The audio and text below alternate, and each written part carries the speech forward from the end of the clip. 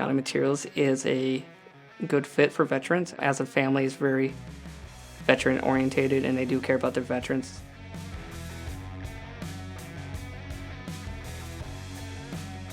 What I like working for County Materials is I enjoy working with the different people here in the office and the opportunity to work with different customers in this growing industry.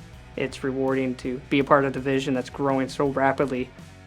I was a sergeant in the United States Marine Corps. I served 5 years active and 3 years inactive. The skills I learned in the military translate today. The diversity and groups of people that I worked with, not only from the Marines I worked with daily, but also being deployed and working with different cultures. We trained with the Malaysian Army, so being able to communicate properly throughout the military translates directly to being a project manager.